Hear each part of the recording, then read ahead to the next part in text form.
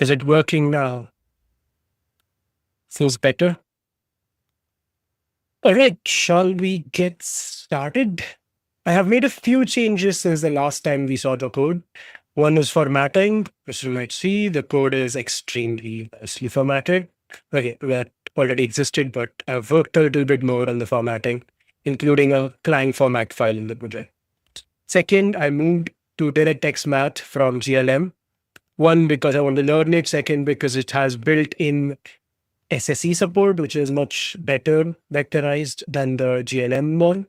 I can force the GLM to use those, but anyway, doesn't matter. Now, I'm using, so far we have the rectangle on the screen, which can rotate, as you can see, and it does nothing else except rotation, right? We're going to add texture mapping into this. So at the end of this particular, let's say, hold on, I need another thing. By the end of this particular live stream, my goal is to have the goal is to have a texture showing the nature of those colors, right? An actual crate texture, which I had downloaded. So let's container 2.png, which will go into source reference place. And similarly, I have another one, which is wall.jpg. So it's wall.jpg. Okay. All right. So with that, I have those files available inside, and I will add them to the resource files here. But, in reality, this filter has to be split apart as well. Existing item, there will be the JPEG files. One is from C, container 2. Add. It's good enough. Add another one. Existing item. One is container 2. The other one is wall right there. Add. Cool. So both the images exist. Yes, why not? That's how it looks, right? It's an image. Given this image, we now need to load it from the file to the RAM. Second, create a Vulkan image on the GPU, copy the file from the RAM to the GPU, and finally show it out of the screen. So let's actually get started with loading it. I've put a comment here for padding because this gets padded. XN vectors have higher requirements on alignment than the rest of the work. So we'll see if we still need it at the end. But first, we do a wiki image. So we don't care about loading just now. Okay, we will load the data in our own time. But first, we want the image, which will be texture. Why not? Another thing is every image itself is also an allocation. So a representative VMA allocation will exist. Texture allocation. Okay. Now, we've allocated an image. We've created the allocation there. So that will ensure that the memory is mapped to this image. We will also need to keep a way for this image to be interpreted, right? Because unlike a buffer, which is just data in a sequence, images have a little bit more to them, which is how do you read the image? What exists in the image? GPU has a built-in support for this. And so that built-in support also requires us to provide more information. So that is in an image view. So we can have one big image with hundreds of smaller parts of images inside it, and have multiple views which focus on each individual part. We're not going to do that, but I will. So I'm just talking about it, but we're not going to do that right now. Okay, so there's an image, allocation, image view. I'm writing them in the order that they've been initialized. Both image and allocation will be initialized at the same time. Finally, the image view. And the last thing we will need is a sampler. So image view tells you what the image looks like, right? Width, height, what part of the image we're looking at, how many colors exist in that thing. Is it floating points? Is it, bytes, whatever. Sampler tells you how to filter it. So if it's farther away from you, or if you scale it up, linear sampler will blur it a bit, but it'll scale it. It looks more natural. If you're doing pixel art, you don't want to blur it. So you'll use nearest and so on. We'll get to that in a sec. But we're just going to call it sampler here, right? Texture, texture allocation, texture view, and sampler. These are all we should know. If I am right, okay, it seems it was okay with that. So this adds one. So this adds 8 bytes. This needed to be offset by 8 bytes to get here. Now we've added 8, 16, and 32 basically. So we've added 32 bytes on top of it. It still needs to allocate by 8 bytes because it's 32 byte allocation boundaries. It is internally an M128. That's 128 bits. 128 by 4 is 32 bytes. But by 8 is not 32 bytes, it's 16 bytes. So the allocation requirements. Okay, it does need the padding. It's just that what I thought were the correct allocation requirements are not the correct allocation requirements. We can do that. That should give us the same result. It did. Okay, good to know. We're not doing that, but good to know. We're keeping the padding explicit because we will want to remove it later, but for now it's there. All right, so this is a part of list data. Hello, your comment just popped up on my chat. You don't need to call me sir. Just call me Bob. List data. And now, so pathway creation is there. Vertex buffer creation is, for unknown reasons, not something I can close. That is weird. And this one will be texture. Okay. So what does texture contain? First, we have to load data. So SDL, load image. There is a load BMP, which is nice. What we have is a JPEG, which is not a part of this thing here. Include SDL3, SDL image. Certain surface. I don't know, SDL load image. Okay, it's IMG load defining SDL image. We need that one. Just we're looking at SDL3. It's called SDL image.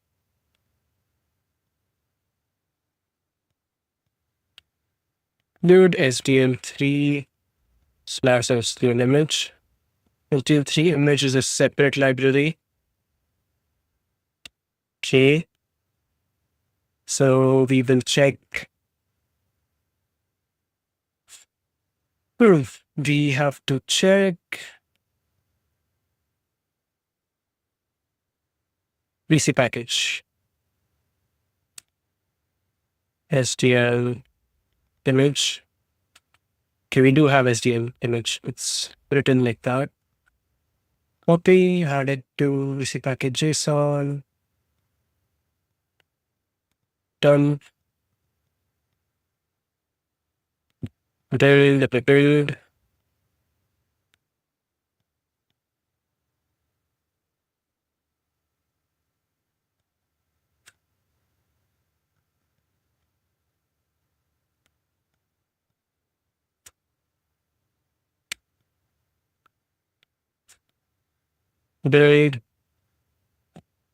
Okay. Failed. SDL load is undeclared. Of course it is undeclared. SDL image.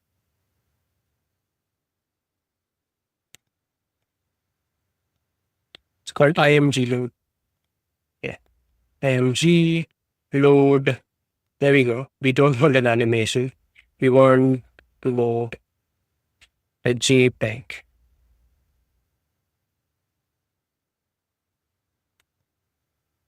We can also instead load PNG there. Takes an IO stream, an SDL IO stream. So SDL IO from file. And, we can use that. Now, another thing that we did, miscellaneous init currently doesn't use, as you can see, it doesn't use any of our allocation systems. We want to eventually use it. So we might as well do it right now. So first thing it should take is the global memory pointer mem. Okay. Init says it's not happy with that. Global memory, add a forward and call it mem, right? So now with that, we have the mem available to us. Based on this, instead of doing an STL load file, we can do STL load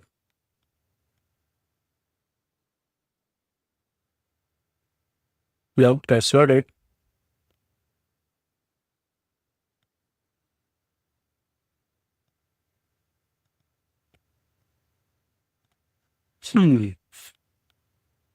Interesting.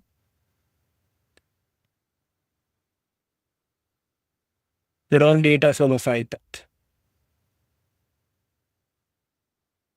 There is a way to handle this. We'll find the data from data stream.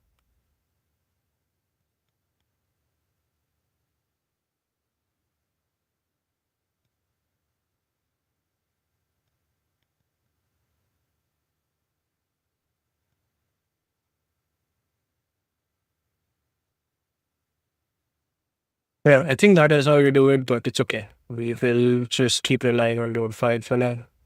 Similarly, the memory allocation, we will leave it where it was. So go to list data init, remove the mem dependency from there for now. We'll come back and add it at some point. Okay. So within init there, we can return a boolean from here. It will make life easier later. So a boolean from here. So if this happens, STL get error to system, and it should return false. So yeah, if raw data doesn't exist, fail the whole thing, and we stop right there. If it succeeded, all of this happens, no problem so far. SDL free here, we can check there. SDL load IO from file. So the file is, I think it's called container foo.png. It's from learn OpenGL. And mode is just R, because we just want to read. Now, that gives us a file IO, if I'm correct. Yes. So STL IO stream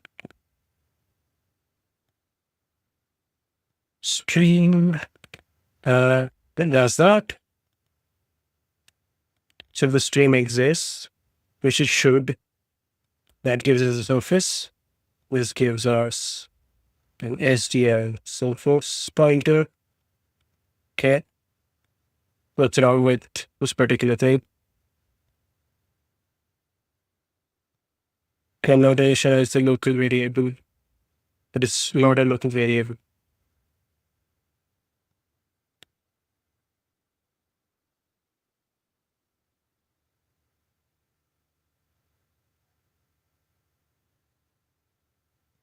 Oh, of course. If surface equals. Okay, that should be it. We should call it texture surface. because this belongs to the texture now, definitively. And there we want to quit the stream. Do we need to close the storage? That's IO stream.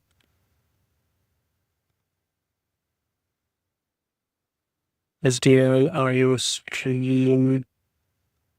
I don't see anything related to closing an IO stream. So we check SDL T close IO stream. Okay, it's called SDL close IO.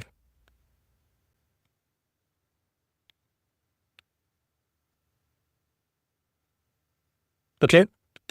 So by doing this, what we've done is we've loaded all the memory for the surface and we've closed that stream which we don't need anymore. Once that is done, that surface image needs to be transferred at some point. But before that, like after that, we need to close that. So this it is SDL destroy surface, and it takes the surface there, texture surface. That's all, right? So that is the stream. Now, between these, we need to do everything related to creating the image, uploading it, and all of that. And the reason we actually loaded the data before we created the image was because the image requires the size of the data to know exactly what is to be done. So vk image create info, post create image create info. There's a lot of data in here. Let's make it there. So vk structure type image create info. There we go. The next is null pointer, flags is 0. Image type. So this is interesting. This is a 2-dimensional image. There's also a 1-dimensional image option. Sometimes useful to use as a buffer instead of using a buffer itself. It has a few interesting properties. And 3-dimensional images contain voxels, useful if you do voxel rendering or if you use voxel-based lighting and stuff like that. So format, vk format. Now this actually depends. So we'll leave it on to do for a second. Extent. We'll do designated initialization. So texture surface. Oops. This one takes a texture surface or width. This one is texture surface height. Depth will be 1. This is a 2-dimensional image. Depth has to be 1. Mid levels. For now, we're going to stick all of these to 1. Samples, vk sample count 1. Sample count tells you how many MSA, so multi-sampling samples exist. We're not rendering on this thing, so this is not going to have multi-sample samplings. Tiling, vk image tiling, optimal. Linear tiling is easier for CPU to read. Optimal tiling is better for GPU to read. Usage, vk image, usage, color attached. No, we do not do color attachment. The only thing we're going to do with this is 1, we are going to use it as a transfer destination. So we will write to this image. Second is because we need to load the data into the image. And the second is vk image usage sampled bit, because this will be sampled in the shader. Sharing mode is exclusive. Again, I don't think we're using concurrent almost anywhere. Q family index count, we don't care because exclusive doesn't care about these. And initial layout, vk image layout, transfer source, transfer destination optimal. So what are image layouts? In Vulkan, you get to control how the memory is laid out. Not completely, but to a certain extent. In this case, what I'm telling the GPU or the driver is here, this image needs to be in a way, laid out in a way such that memory copies from some other buffer or image to this image are fast, right? So the transfer is fast. That's it. Some GPUs don't care. They won't even do anything with this. On mobile, this is very important. So, your mileage may vary on the performance itself. but it's better to have it correct because in case a driver decides to do an optimization based on this, like tomorrow, if NVIDIA or AMD rolls out a new driver that optimizes this, you will start having troubles. So it's better to be correct. So that is image create info. That gets us to VK create image. Takes a device, which we have openly available here. They create info, which is this. Callbacks are null. And finally, the image itself, which is texture. And of course, all of this is VK check. I will do cleanups. So removing VK checks, replacing them with error codes and all of that. Those will happen without notice. Okay, I'll do them offline. This is wrong spelling. Hello. I know both of you. You've been here before. Thanks for joining again. I'm glad to see some people return. So another thing that the surface gives us, the texture surface, is the format.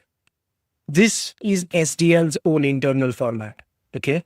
Not the format we want. So we will do a switch case here, and we have a VK format, image format that we will wait for. This will be VK format undefined. And we will just put cases. Is it easy to make such things? No. It is a lot of work. So there are two things. One is whether it's easy. Well, depending on how detailed you want to go with this, at the beginning, it can be difficult. But once you know how to do this, so I have enough practice in this, that this part is easy. It's just a matter of, doing it. But once you get into 3D rendering and more interesting or more complicated rendering techniques and optimizations, things get difficult again. So it's just a matter of this curve of learning. If you want to start, use something easier like OpenGL. I do not recommend using Vulkan as a learning position. Okay, so here gives us all the pixel formats that are supported on, what do you call it? SDL. Some of them are repeats. So this, if I am correct, RGBA32 is going to be a repeat of RGBA8888. So we'll just look at this 3768, 3768 and 40196. 3768, 40196. 1 second, I'll get back to you. 3068, 40196. That's not it. Sir, RGBA4. Oh, wait, 8882. Not 444. RGBA8888. That's not the same one. Interesting. I wonder who it repeats with then.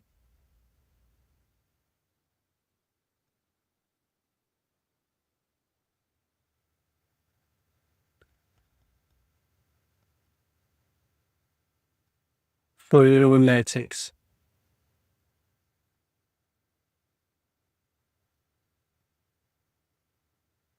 Give me 40. React already.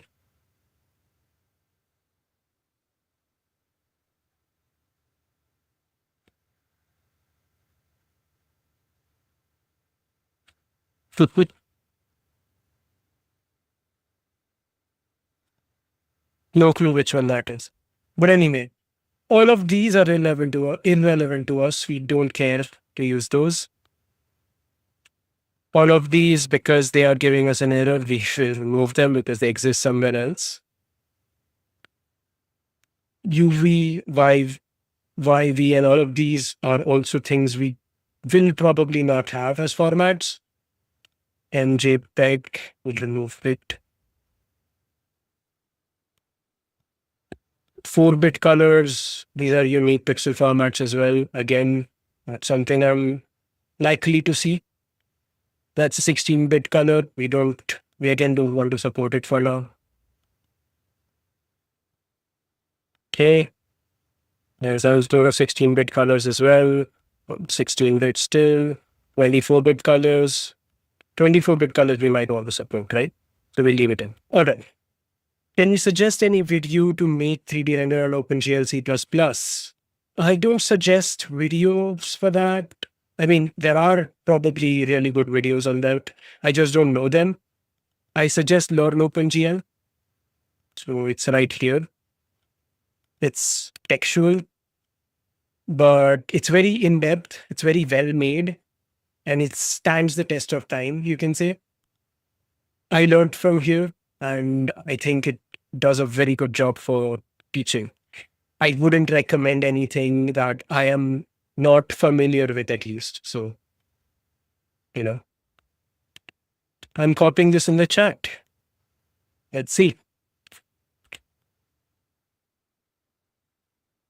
There we go. Okay. 210101 again.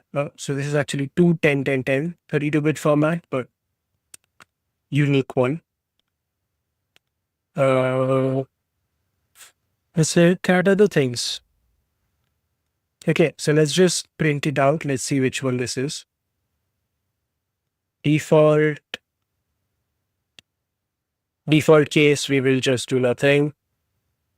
And here we will assert the format. So texture format,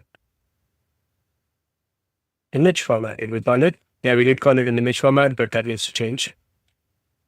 We assert that it's not equal to undefined, right?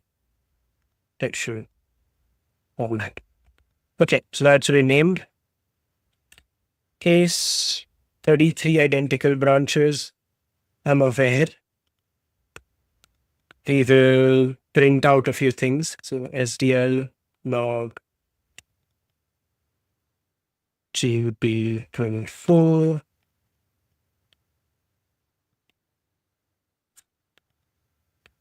Actually, we won't even bother with that much. %d, comma, line. So this line macro is an interesting thing. The compiler will automatically always replace it with the line number of that particular thing. There's also similarly a file location. We don't look or care about it at this very moment because we know which file all of this code is in. I just want to load that particular file and see if it has one of these and which one, if it does, which one does it have? Yes, sometimes you do these kind of things. They are exceptionally weird, but laziness knows no bounds. If somehow it's not even lazy. I am lazy to not want to check the documentation, let's say. Oops, not explicitly handled by a case label. You want all of that to be explicitly handled. Texture surface is not available here anymore. Why is it not? Texture surface is undefined. Switch. Texture surface is right here. Why is that not available to this? We'll put the texture format here anyway.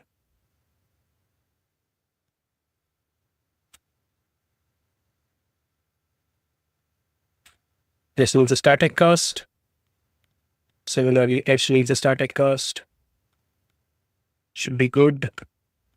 Now, texture needs to be an ampersand.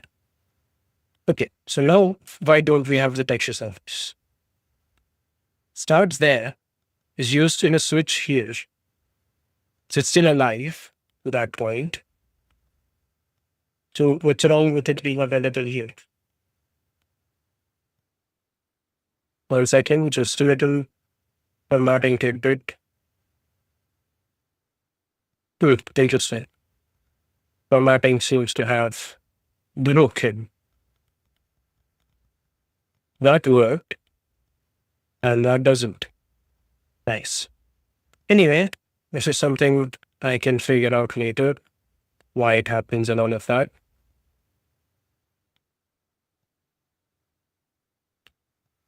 Right now, let's get back at the format. It gave us warnings, although warnings, but it still failed. So there is one error somewhere. These are warnings, that's error right there to do. Oh yeah, of course. Now we've resolved it, so that should be fine. It just says texture surfaces. Oh yes, T.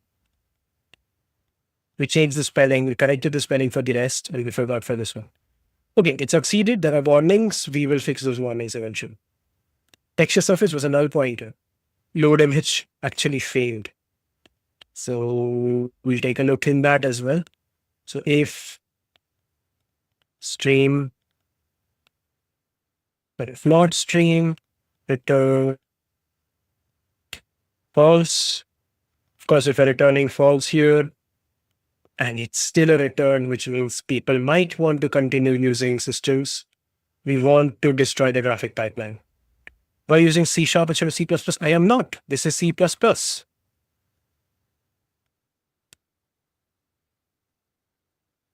It's C++ 20.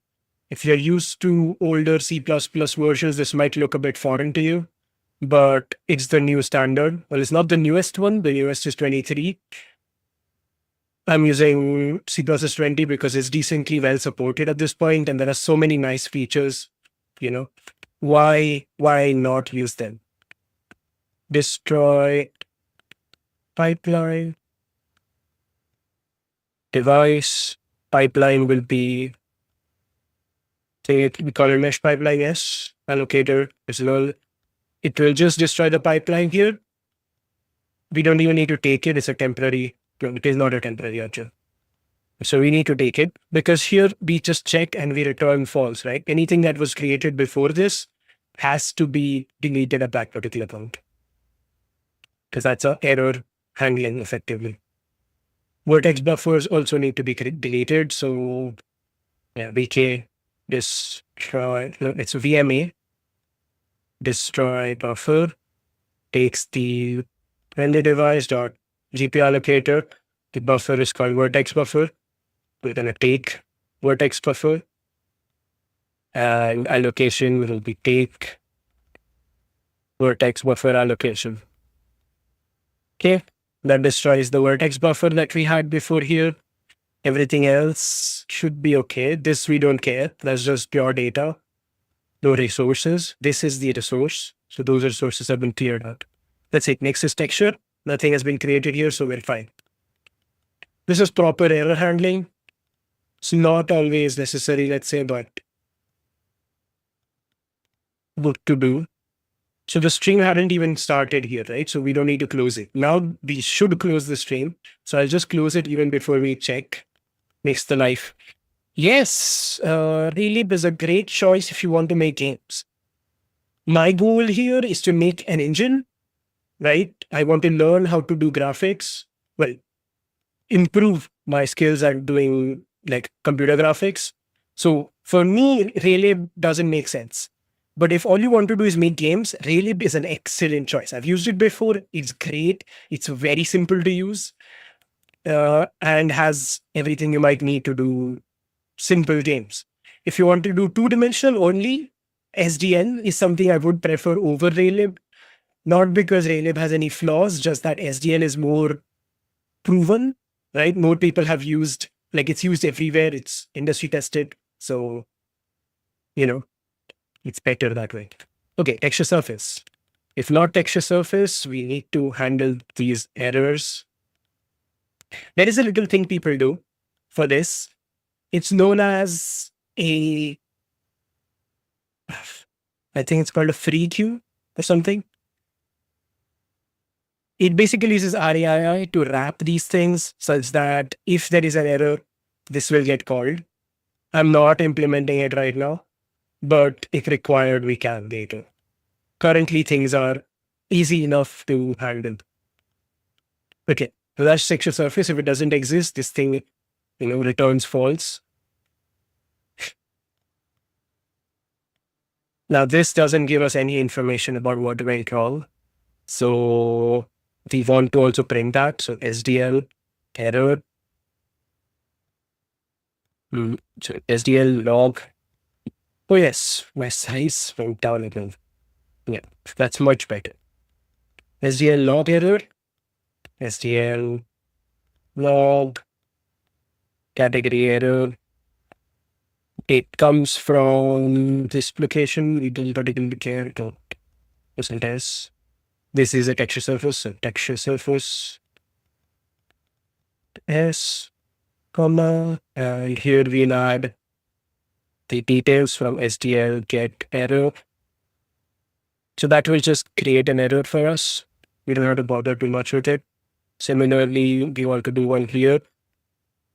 This one is string build. Okay, there we have an error. Texture surface with nothing. With nothing. So what went wrong? It is doing SDL IO from file. Oh, let's check the documentation for this. I think we need the other one. IO from file mode is ASCII string representing the mode. So R for reading, file must exist.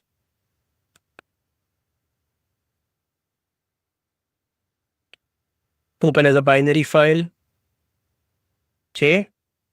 Now let's look at SDL image. So image load there. File. Oh, hey, image load directly takes a file. Wow. This much work. Image load and put the file name here.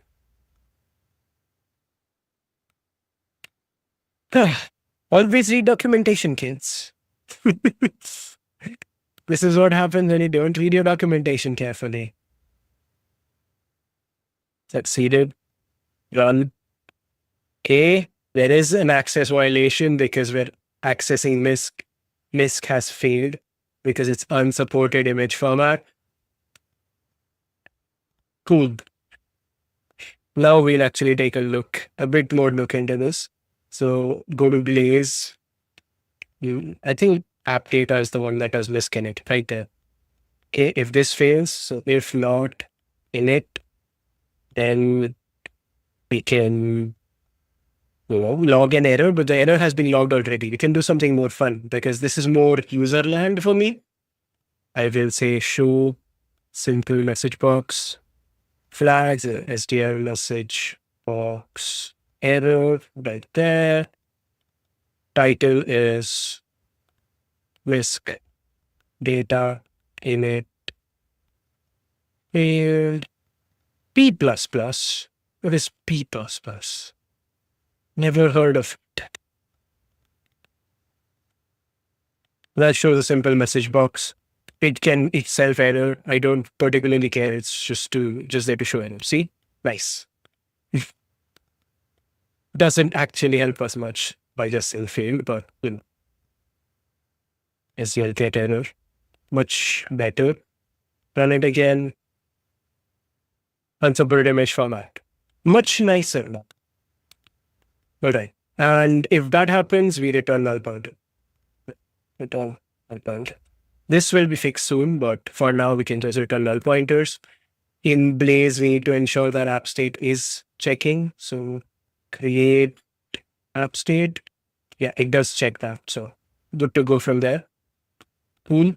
And it has an access violation. Why? Unable to read memory. This app is trying to delete itself. Things you learn that your program works just fine when it's nice, and it fails when it's not nice. So here it cannot read something. It seemingly can read Windows. Can't read this. It's the app state itself. It cannot read it. It is in it. Inside the app quit. We wish here, okay, we converted app state. App state itself is null and app quit. Oh, that is not nice. Because we return with a failure, I think it doesn't return the app state at all. Because this was null pointer itself, right? So app state did not get created. And since it did not get created, we can't delete it. This is something we never checked in here in app quit. And so when we try to do anything like this, it doesn't work out. This cast is fine. This will require an if app state. So if app state, then app state destroy, right? And we move to we move inside the if statement. It can, but I don't want to. Okay. Yeah, that was a little bit of a digression, but effectively it doesn't support the image format from container to PNG. Such a nice container. What's wrong with it? Right? Right? It looks nice, doesn't it? So we can try to tell it that it's specifically a PNG. No, that doesn't.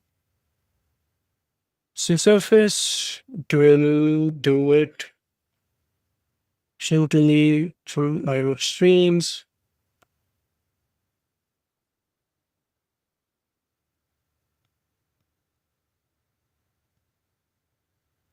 Compressed data wouldn't work.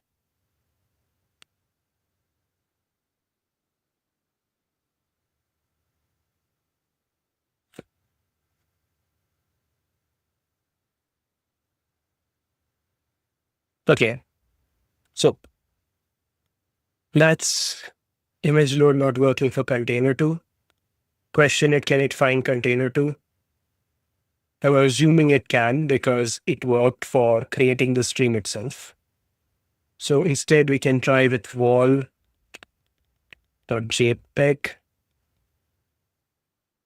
build, run it, unsupported image format still. Okay, why is it not supported?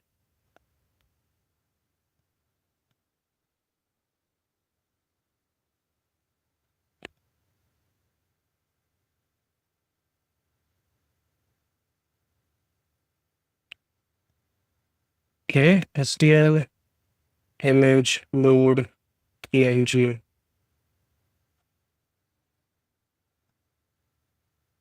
Can check it out. Otherwise, we can always use STB, which more or less always works. So IMG init. Oh, guess what? We need to do initializations. Somebody should have paid attention to the documentation. Somebody, I'm not saying who. Okay. Since SDL in it is a part of, the general SDL, and it says app state is the one that's handling the initialization for SDL itself. So here, nope, it's not. So what is doing it? Mr. definitely is not. Is Blaze.cpp itself doing it in the initialization up there? It is. So that's also where we will initialize this image PNG that's not available to us. Image init PNG. G init PNG. Not supported. Okay, we need to include SDL image here. So SDL3 image, SDL image. Okay. Auto flags equals. That doesn't seem to work.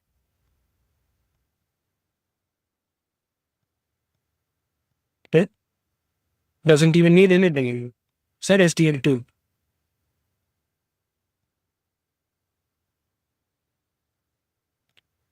It might be SDL2. Okay, SDL3 image front page. Yeah, quick reference. Version load type load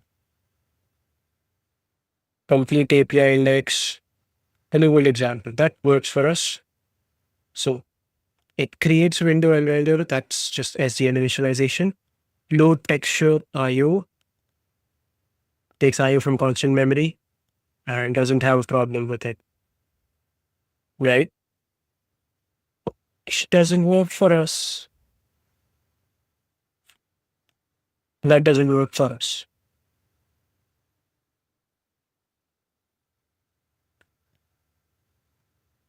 SDL unsupported format.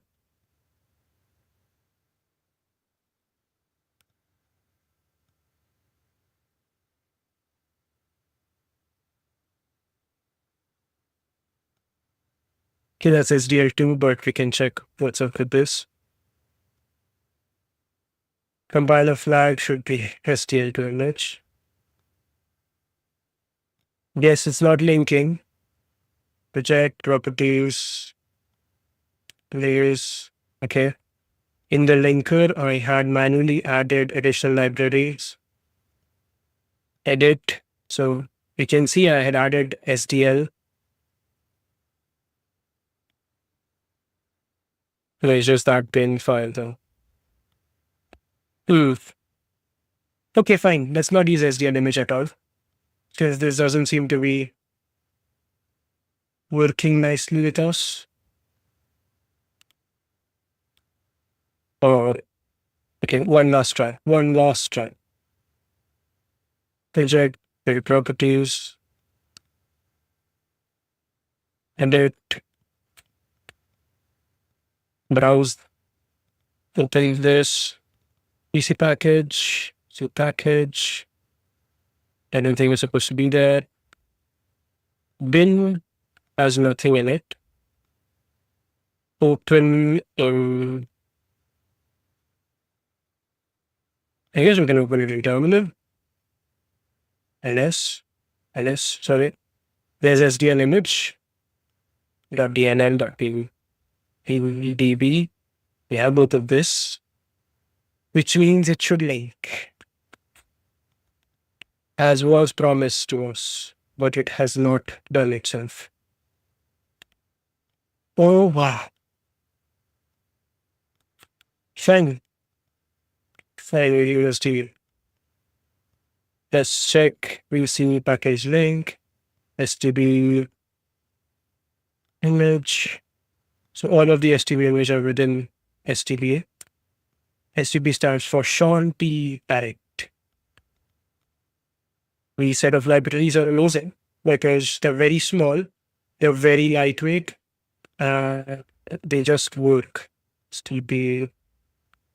So all you need to do is STB image. Okay, and that's it.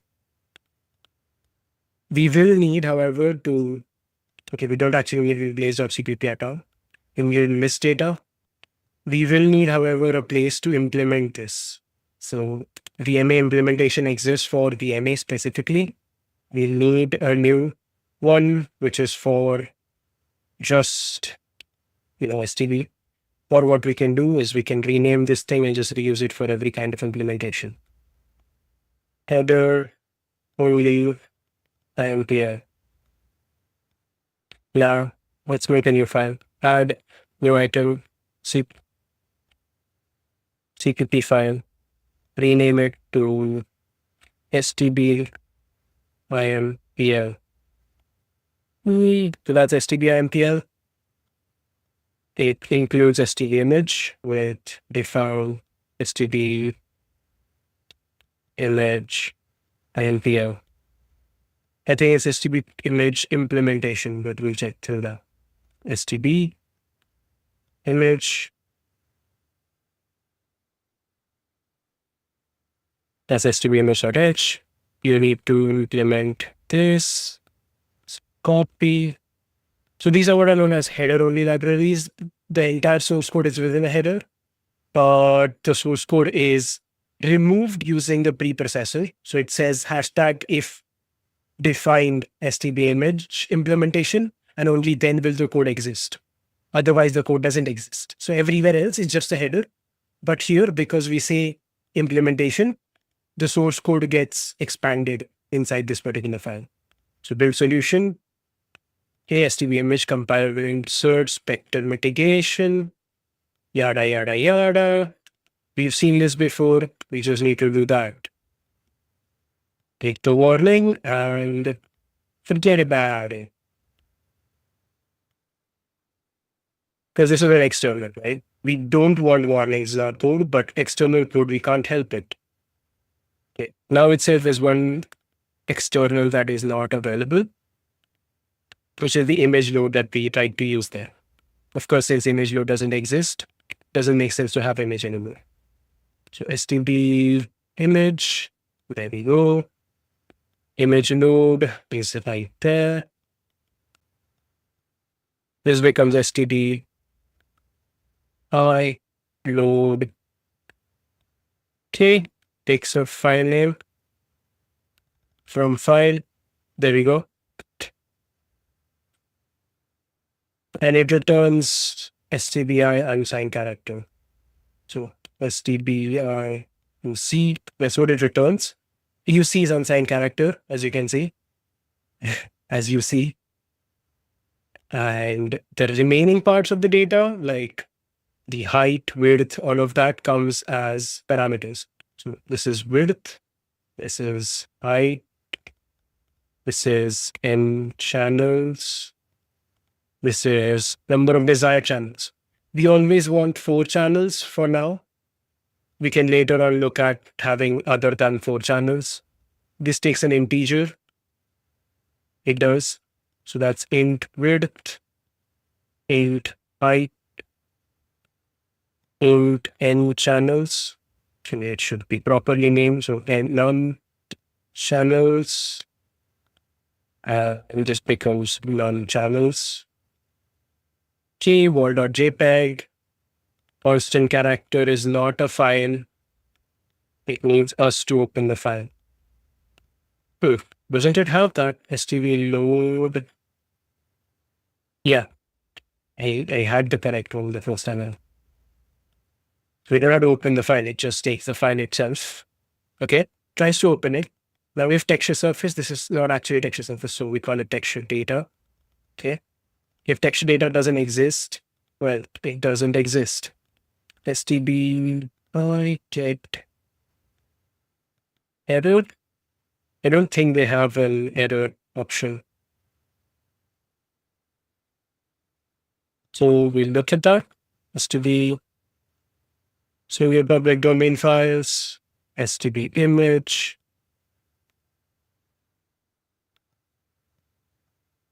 stbi load. Okay, there's your this thing. We need to look at it in the implementation. So we need to look at the second one. Returns a result. stbi error. It does an error PUC. What's error PUC? Error returning pointer to unsigned character. Okay. All this does is it prints. It's probably taking the error and returning it to us. stbi error PUC XY X Y stbi error. stbi error failure user message is Y and failure its own message is X. Cool. So it fails by doing an stbi error. So does that stbi error.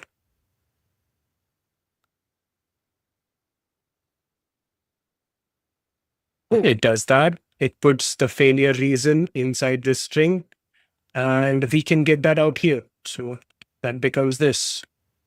We do have std image, don't we? std image is right there. So what are you talking about? Here std image.h. Okay. It was already there. Enable mostly with the source code errors. stbi. Okay, to be fair, you shouldn't be doing that. Yeah, that's actually the way to go. So the other thing is, if you use double underscores, it's considered private in C. So you don't want to use that. So there we go. Failure reason. Uh, Another issue that we have right now is that SDL get error at the top level of the mist data, the one that is actually creating, the error dialog. It's gonna stop working now because SDL get error doesn't return an error anymore. We'll fix this soon enough. For now, I'm just going to remove that. Okay? Because this will print an error log anyway. So now we don't get texture surface format anymore. Instead, STB image does this for us. And because it does it for us, we know that the texture format is VK format R8, G8, B8, A8, sRGB. It's sRGB because most images are stored in sRGB. That's it. Like, it's something we know from outside, let's say. Take the width, take the height, and that's that. Now, width and height are both positive, which means the uint and the int are going to behave similar to it. This is a very, it's not the nicest thing to do. As you can see, it says it gives us an error, but we can easily cast it without issues. So one of the things I'm going to do is I'm going to wrap this entire thing within its own bounds. Okay. Rename this width to W. Rename this height to H. Rename num channels to NC. And you'll see why I do that. It's because UL32T width equals, and you don't need equals width and height. They both exist. Once this is done, and this is correct, so width equals W dot static cast, and we're done. Height equals H dot static cast. That's it. So both width and height are assigned. NC is remaining. We ask for 4 channels. It tells us how many channels we got, how many channels it had. I don't think we care about it. So we're going to leave it as it is. This allows us to remove the redundant casts here and, reformat it nicely. Yes, I do prefer keeping clean code over saving those little bits, let's say. This one will become STB. There we go. So this has to be a value that is returned from STBI load, which is texture data. So we give it right there. Data. Oh, texture data is now restricted to inside that thing. This will go out here. So texture data. And in there, we just assign it. Cool. So that becomes texture data. This is just free. Nothing wrong with it. Image create info. So image has been created until this point. We will destroy this image right here for now. Actually, we shouldn't destroy it right here. I will write it here, but I will not destroy it here. So it takes texture and null as the allocator. And we'll move it to the cleanup code. So as I destroy, I believe the location of this is between the uniform buffer. It's between the uniform buffer and the vertex buffer. So this is where the image should be. It should be VMA destroy image because we use VMA to allocate it. We have to use VMA to destroy it. Wait a second. We did not use VMA to allocate it. That is bad. So VMA destroy image, render device dot should be allocated, texture allocation. So this is fine. Okay, this is fine. What is not fine is the fact that texture has been allocated directly. Well, it's not allocated at all. It's created directly. And there's no allocation. So going back here, instead of VK, we want the VMA. That gives us a lot more things to question. What else do we need from VMA? image create info.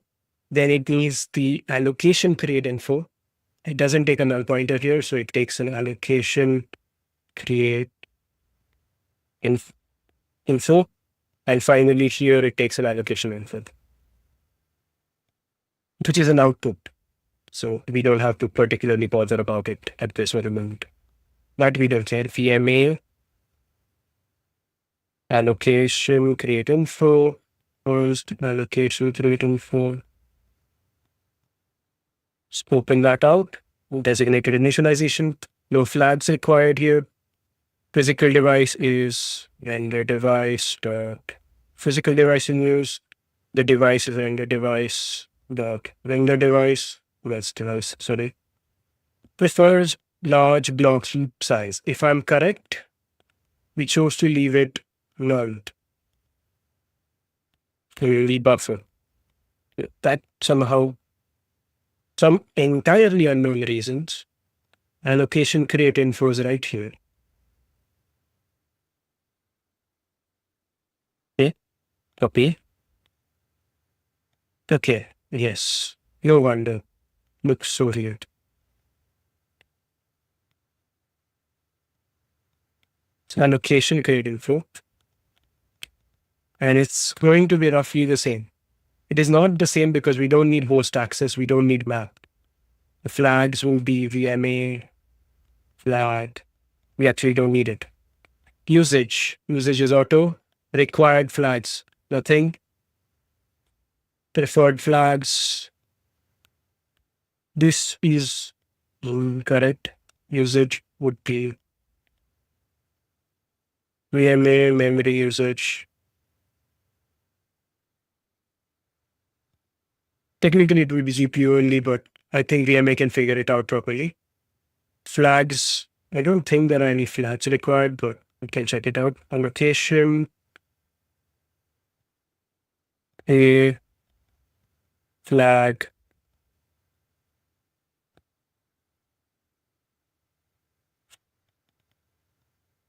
Let's say plus 0. Required flags again. They're not asking for any flags for now. If there are any errors, we will come to know about it. So we'll see that later on. This is cost expert. It's fine with cost expert. Finally, we need an allocation info. So VLA allocation info. This is an output. So we will get it as an output from this. Function has 6 parameters. It's called with 5. What's the last parameter enable? So it takes the allocator. So this will be render device dot GP allocated. It takes image create info. We have that. Allocation create info. We have that. Image. We have that. Allocation, which we haven't given it. Texture allocation. And that handles itself, right? Okay. So that's the create image. With this, image should be created. We can run it. Okay. No errors means things are fine for now. Next, once this image has been created, we need to create a view for this image. The view is where, like, what you will see inside it. I mean, how you'll see inside the image. So there we do vk create image view. There we go. Takes a device, takes image view create info. So image, I'm gonna call it image view create info. Null pointer for allocation callbacks. I will eventually go in and just add allocation callbacks just to track memory. Right now we don't care. Okay. vk image view create info. There we go. Post image view create info. This is open dot. Okay, S type. vk structure type image. This is just me, or am I getting very fast at typing the structure view part? Null pointer. Flags are 0. Image would be the texture image. So it needs to know what image it is, and what kind of an image view it is. So we can actually take a 3D image and then say this 3D image is actually just 2D, and we fix it to one particular Z location, or we can take an image, which is an array. So you have the image array. If the array has length 6, we can also use that image to be read as a cube. So we have a cube and so on, right? In this case, our image view is just 2D. Image format. So this will take the image grid info dot format and components. We can component swizzle identity. I think it takes component mapping, which is 4 things. So you see it's R and so on. So dot, there's an initialization, swizzle identity, swizzle identity, swizzle identity, swizzle identity. Close it. I have the chat open there, so I can't actually see this. There. Okay. There we go. Here's our line. Sub-resource range, designated initialization, VK aspect, image aspect color bit, base MIP level. So we don't have much of the MIPing. We haven't set up all of that. So how many MIPs do we have? We have only one MIP. How many arrays do we have? We only have one layer. Array layers, I mean, sorry. So that will handle itself like that. This comma part I will fix soon. For now, it's fine.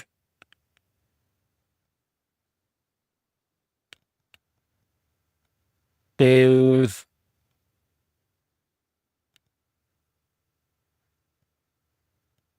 Oh, I don't like the look of this. Like this formatting is absolutely horrendous.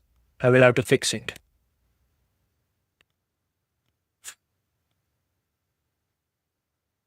For now, we can just do sub-resource. Range. Sub-resource range equals that thing. It will format itself and I can just do sub-resource range here. That is fine. Similarly, component mapping. VK component mapping. Component mapping equals here. That is that. Oh no. Oops. It will align itself to nothing if we do that, which is good for us. Const expression, component mapping. There we go. This too will be const expression. And we can put component mapping. This compiler will automatically optimize, right? It will assign the component mapping or source sub-resource range properly. Cool. From here, build solution. This will still be fine. Image view should be created. We do a VK check on this, as one always does. And similarly, at the end, inside the cleanup, before we clean up the image, VK destroy image view. And that takes the device, image view, so that's texture view, which will be a take. And null for the allocated callbacks. That creates image view. Next step, we need the sampler. So VK sampler create info. Now the good thing about the sampler is you only need to create one sampler, and that can be shared with a lot of images, because oftentimes you don't have that many different methods of sampling. So that is quite nice. On the flip side, samplers are a pain to manage because of, we'll see. Type sampler, create info, there we go, pnex as well pointer, flags 0, mag filter. So magnifying will be linear, min filter, again linear, mip map node, VK mip map. Sampler mip map mode linear again. Address mode. VK sampler address mode. Okay. What is filtering? So filtering is how a color of a particular pixel is decided when it samples from a texture. So if a texture is, let's say, 512 pixels by 512 pixels, which is what our textures are, then rendering it on a screen which is 1024 by 1024 will make each pixel multiply by 4, right? Like it will be size 4. And that's okay because each pixel just colors 4 pixels on the screen. We're going to call it pixels for the texture pixels. So each pixel colors 4 pixels and we're fine. But when you have less than that, less than a double, let's say, it's known as a fractional scaling. And when you do fractional scaling, each pixel covers less than whole. So linear filtering will blur it and fill it up proportionately. It looks a little blurry, while nearest neighbor will make it look very crisp, a bit too crisp. So depending on how your artwork is, you might want to choose between linear, cubic, and nearest. Cubic is something completely different that I'm not going to get into. Address mode tells us what to do if the UV map is outside 0 and 1. Okay. So within any image, so let's take the image. Yes. Let's take this image. This up here is 0, 0. Okay. As we go down, we go towards 1, 1. Here, down there. So down on the right corner is 1, 1. Okay. If we try to access something beyond 1, 1, this point, what will we get there? So one option is we can just say this is exactly the color that was here. Okay, so beyond this point, it will just all stretch out. We can actually see that in action soon. Oops, that's not what I wanted. We can see that in action soon, but effectively it allows us to choose what we want to. So sampler address mode, and we will put repeat, and I'll show you why. Sampler mode, repeat again. VK sampler mode repeat. W wouldn't matter here, but we'll put it anyway. Mid load bias is 0.0. Anisotropy enable is true. This is why we added the anisotropy feature when we created the device. So that was in the device creation where we manually said that we wanted sampler anisotropy to be true. And the whole reason was so that we can say true here. Max anisotropy. We'll check the spec for this. Always read the spec. It helps quite a bit. So sampler create info. Max anisotropy is value clamp, which is used when anisotropy enable is true.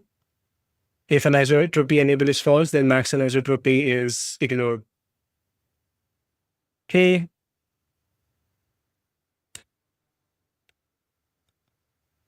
Max anisotropy value. Vulkan.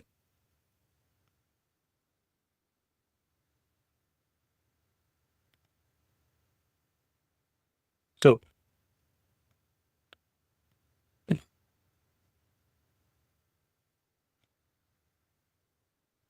max anisotropy must be 1.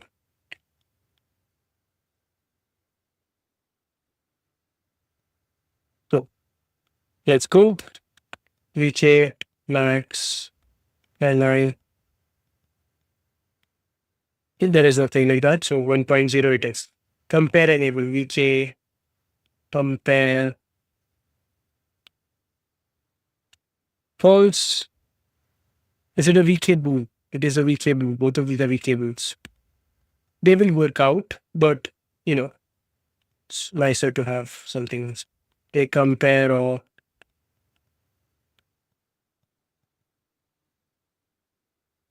whenever min log is 0.0, max log is 0.0. This is because we don't use MIP mapping. If we use MIP mapping, we'll change this so that it scales according to the MIP levels we have available. Border color is one of the things, again, we don't particularly care at the moment. But we say border color, opaque black, that is fine. Unnormalized coordinates, false. Okay. So unnormalized coordinates allows us to sample on pixel basis. So instead of 0 to 1, it will be 0 to the size of the texture, which is 5 and 2. Cool. With this, sampler create info is done. and we can start creating samplers. So we can create sampler, create device, sampler create info, and null pointer callbacks. We can check. Well, that should be fine. It will need the sampler itself. So textures, it's just called sampler, I think. Yes. And inside the creation, deletion, we have to use delete sampler. We can destroy sampler device, take sampler, null pointer, annotator, and close that. Cool. So now we have everything we need to start the process. But we're still nowhere close to actually being done with this. The reason for that is because while we created a texture data, so we loaded the data from the file to the RAM and we created an image, the image itself on the GPU doesn't contain the data that we got from the CPU. So the image actually cannot render, would not be able to render anything. So the thing we need to do first is to actually, upload all of this. This cannot be done here because we don't have anything available to us that allows us to do this. So that will happen inside, I think, Blaze itself. For now, this is temporary. We will eventually come up with nice abstractions that let us do this anywhere flexibly. But for now, this is what it is. So command buffer, it begins here, which is SDL app iterate. Inside misc data.h, this padding, I will reduce it, but actually use it as always reduce it to 32 bits.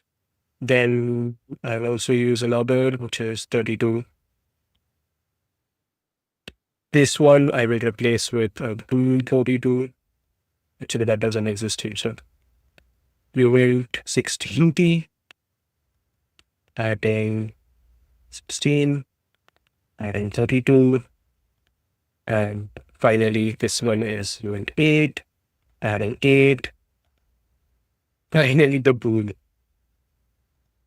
needs texture, needs upload. Okay. Here's the deal. If your texture needs an upload, you need to have a texture buffer and a set of allocations related to it. So VK buffer, staging buffer, VK allocation, so VMA allocation, staging buffer allocation. Okay. These two are 64-bit. So this one is 8 bytes, 64-bit right there. And this one further 64 bits, the problem, which was the alignment here is again off. So we'll look at that later. We'll first just handle the rest. So staging buffer allocation says texture needs upload. These are all okay. So this is all fine. Okay. What we need to do, actually what we can do is, hold on. Forgot to reason about it, but we can actually just do that particular upload within this file itself. If I remember correctly now, this data is with.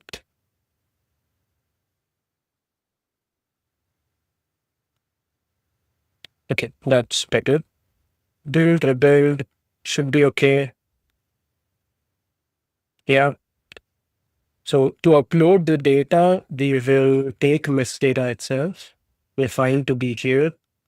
We will go to the very bottom of the miss data. and return true because that's what it's saying, that normal control path return a value. So we updated the descriptors there. What we did not look at yet is when we create these, we can also upload it using command buffers, and we already have the command buffers already. That part is something I did not notice or like pay attention to.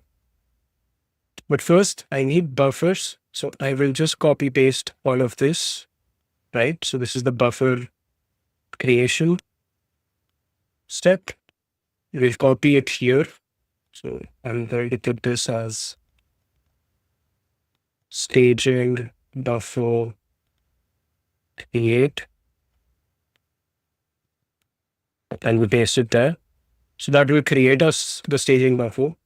This has to change. So we can buffer usage transfer source bit. The size of this particular thing will actually be the size of the image itself. So what is the size of image? It's width multiplied by height multiplied by num channels, which since we did not write, we will go and write now. Here 32 num channels. What we will do is we will pass num channels in there. It passes LC. So we will say num channels equals LC here.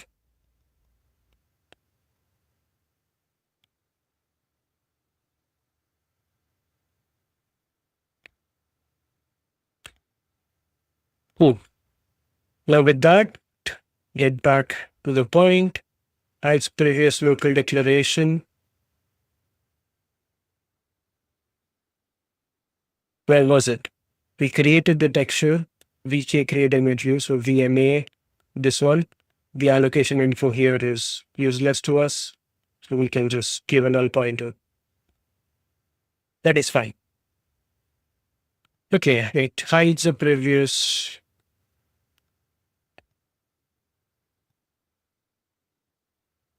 for staging allocation. All right. So here, instead of a buffer create info, this one will be staging buffer create info. We have the width, which is fine. So convert to size 2. That's okay. The rest will just multiply itself into this.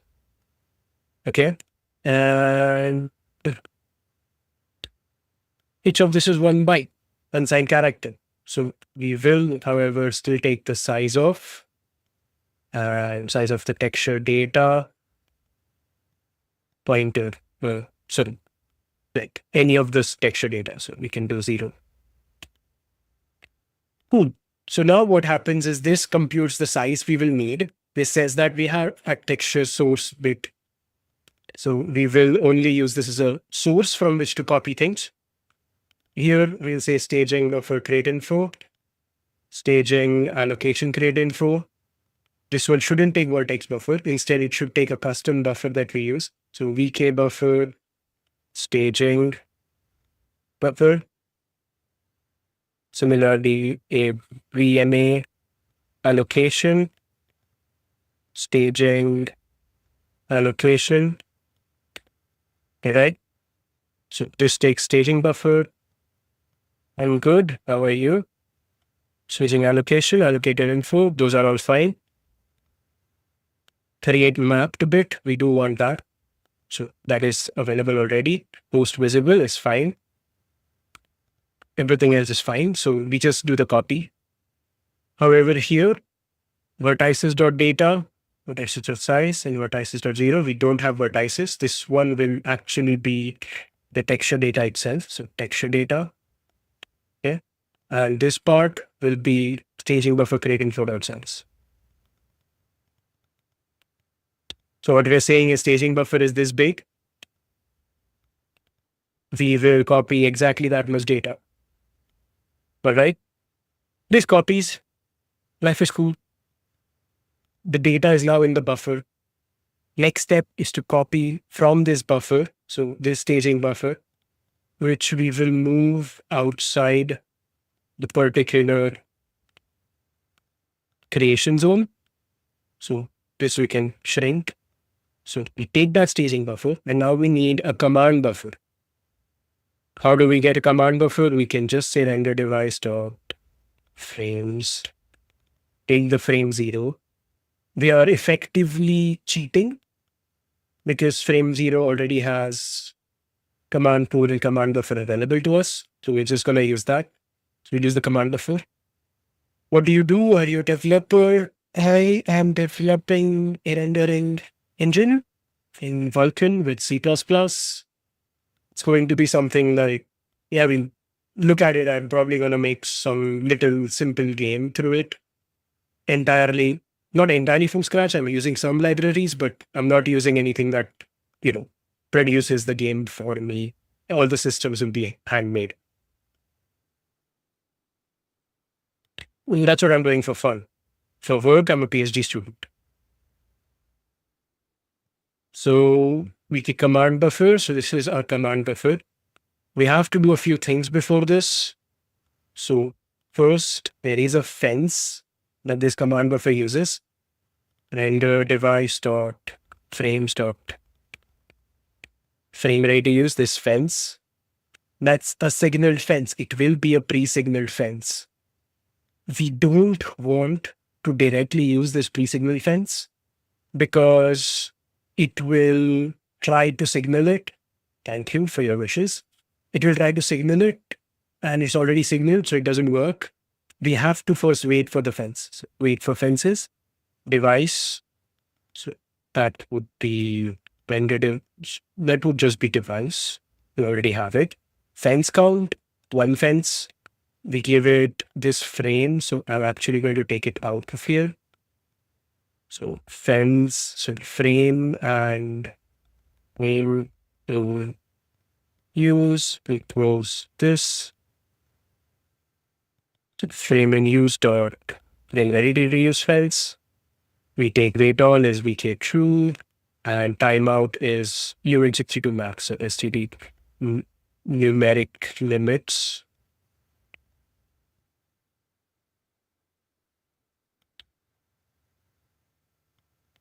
Int 64 max. That works.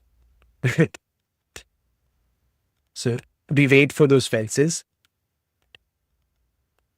We can check because always check. This should just pass.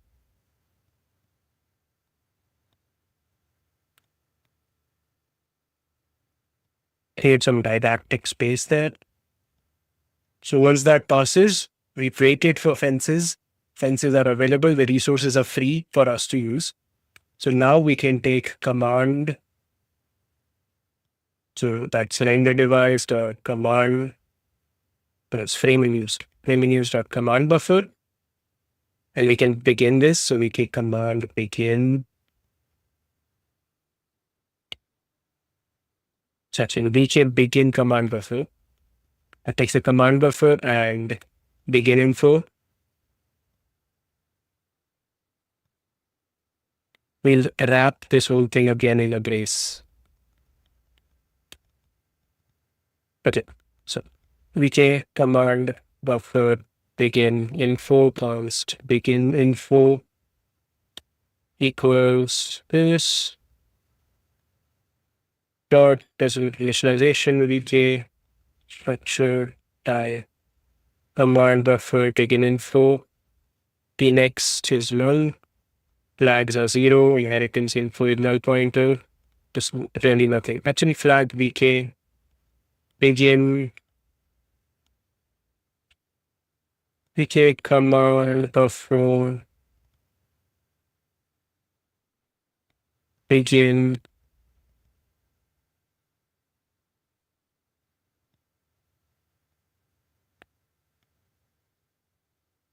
no one time submit there.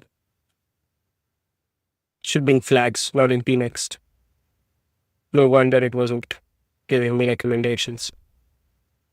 So it's command buffer usage, one time submit.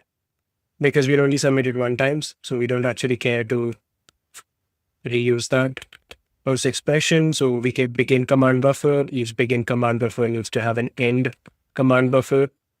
Then we use dot command buffer. Okay, that lets me have another set of braces inside.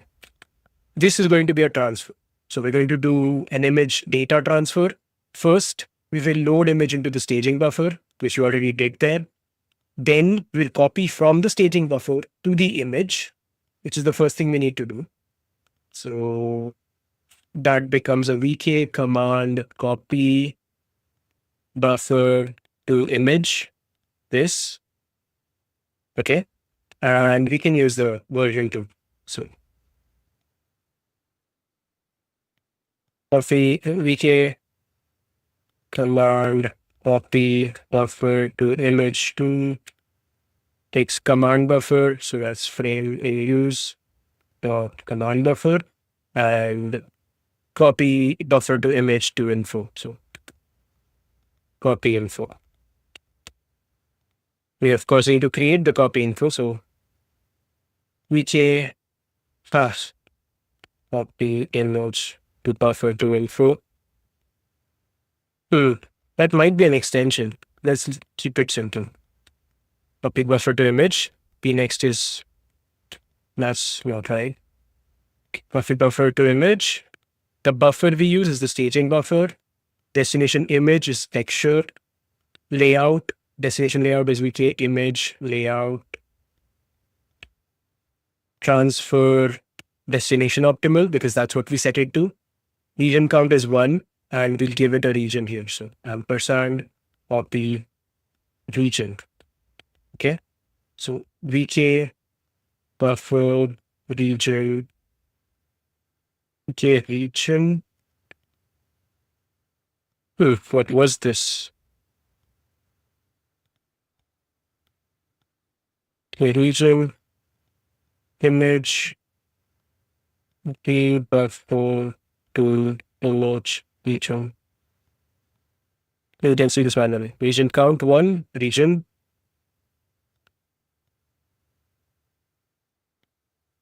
The function pointer region count is vk buffer image copy. That's the region. Oh, copy region.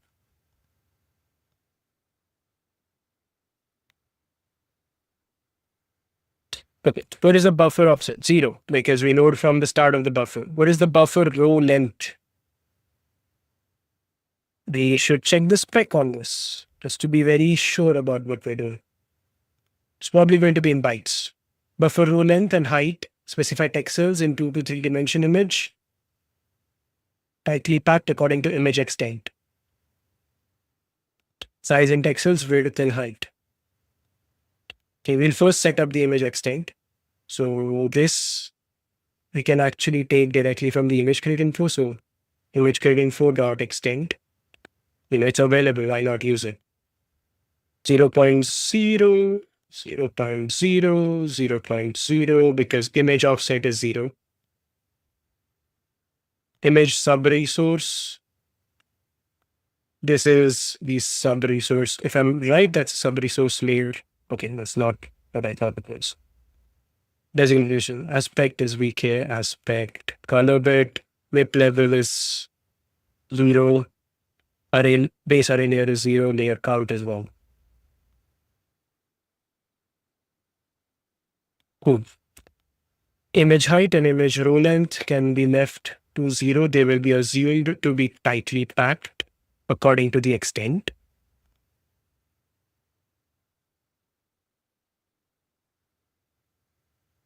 So 3D is in pixels. It's going to be in integer smart floats. Where? And this, we've had this formatting issue for a while now, so I'm going to just move it outside. Actually, do I have a refactor introduce variable there?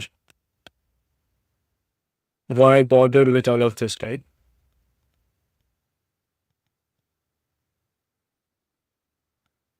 IDs. Okay. specify the texels in a subregion of a larger or three-dimension image in buffer memory and control the addressing calculations. So by doing this, what we said is row length is exactly equal to the image extent width and so on. So they are like, the image will just get filled from the data from the buffer without checking any of this. What I leave it is a note ensure buffer row length is not required. And buffer image height are both not required, right? So we come back to this note if required. Or leave it as a 2D. It's better because ID already supports it. Okay, 4 padding was added after the padding. 4 bytes. This should be 64. Cool. Now what? So this copies the data to the image. When that is done, we want the image to actually transfer its layout. We don't want it to stay in transfer destination. That's optimal for copying to the image. It's not optimal for using the image. We want to use the image. So that would be VK pipeline. So, but again, we need to create the barriers first. But this is VK dependency. We take command pipeline barrier 2. Command buffer is frame in use dot command buffer dependency. Those dependencies are not the ones we're using. So we have to create new dependencies. So VK dependency info. I think I just called it dependency, but it should be transfer to sample dependency or transfer to ready dependency. Using verbose names is easier than having to write comments and documenting every single thing. You should write comments when required, but writing comments everywhere is a bit too much. The external pointer dependency flags is here should be 0. Memory barrier count is 0. The memory cap is just 0. This is 0. This is null pointer again. Image memory barrier count would be 1, which would be transferred to ready image barrier, right? And we need to create this.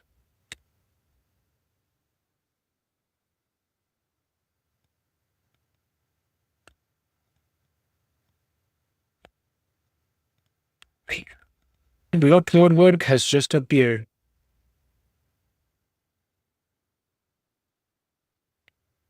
Null pointer. Now, what is the source stage? So, pipeline stage 2.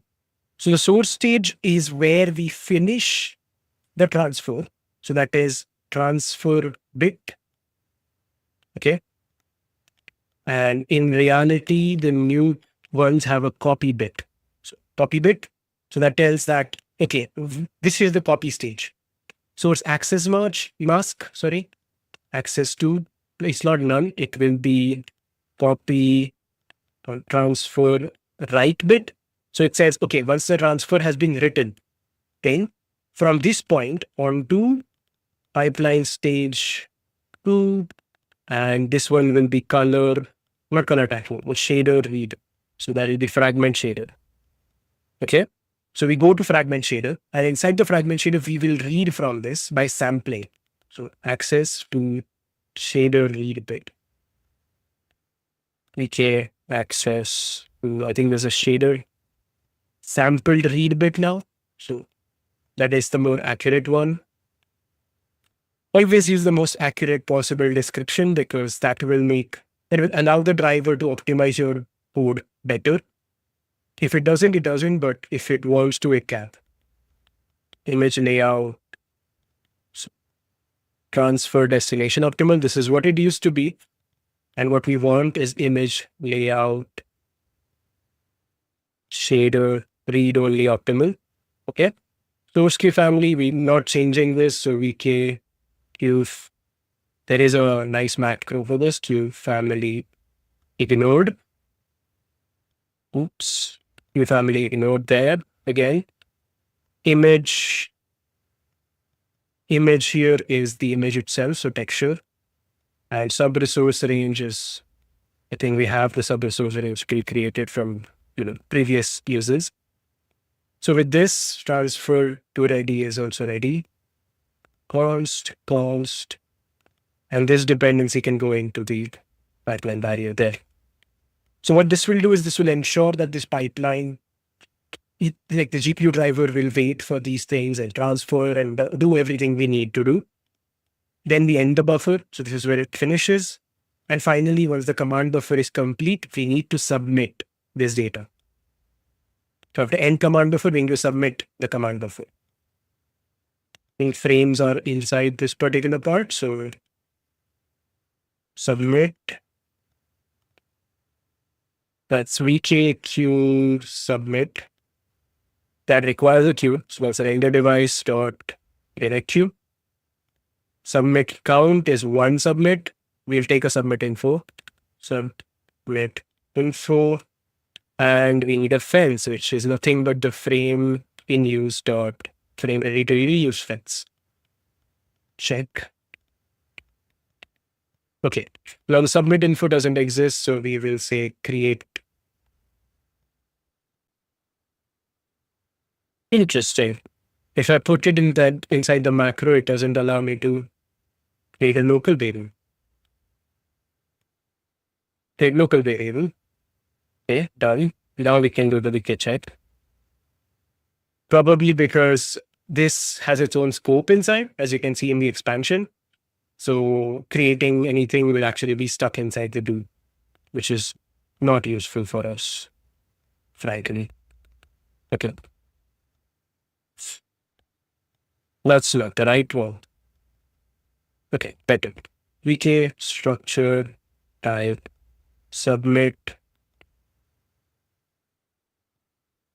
info Emacs to null. Wait semaphore count is 0. We don't have to wait on anything right now, though ideally we should.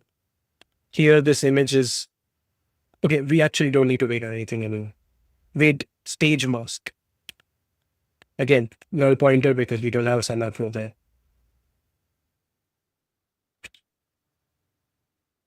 Command buffer count. So this would be one command buffer. Two command buffers are at the frame in use command buffer that we used. Signal semaphore count would be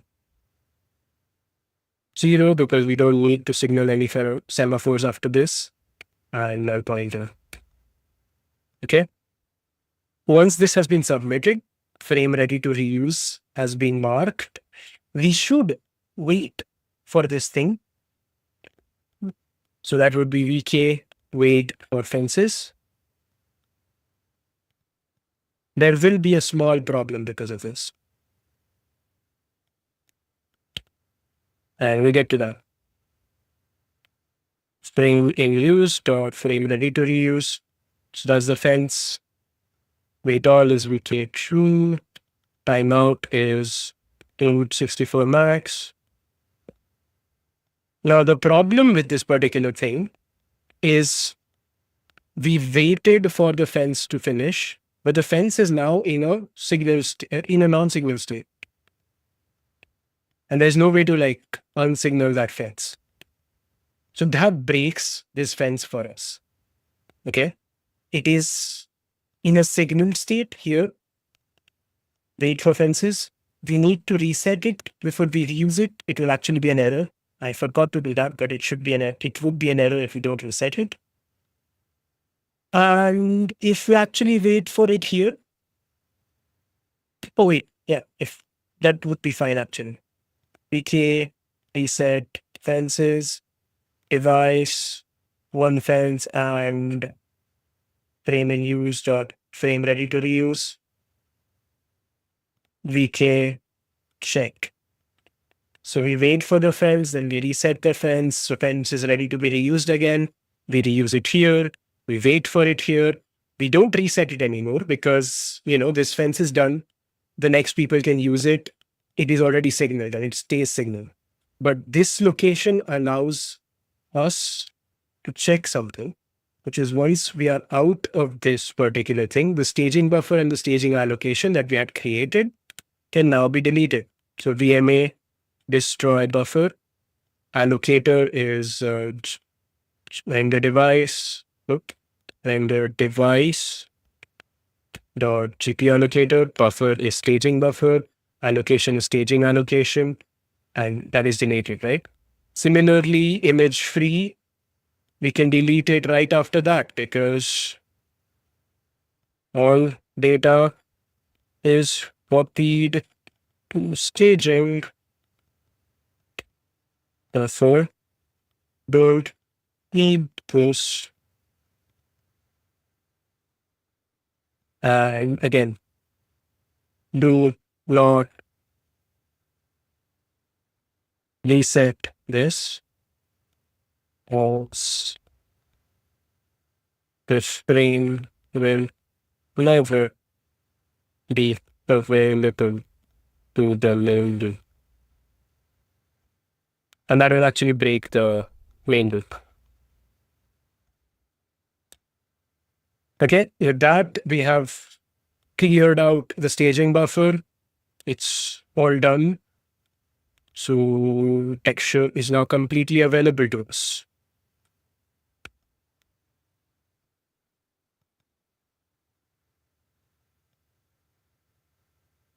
Cool. Just going to build this once, see if there are any compile time errors. No compile time errors. There shouldn't be any runtime errors here. So once this has been all created, we need to just use the textures in here.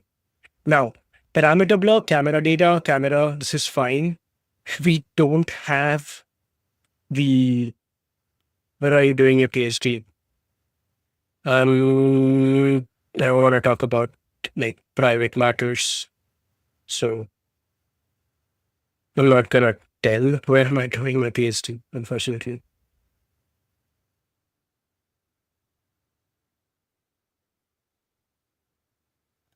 One second, I just will be back in a bit.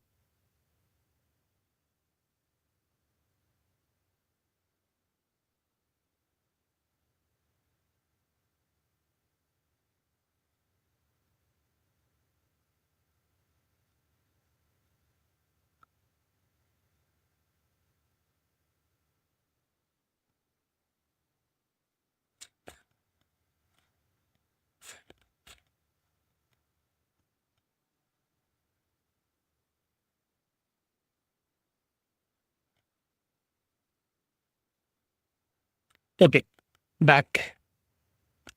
Camera data, we need a texture. Okay. So the way this works in, what is this? Slang is I can just say sampler 2D here. Sampler. Okay. It's actually the texture. And the parameter block will handle it, which is not so good.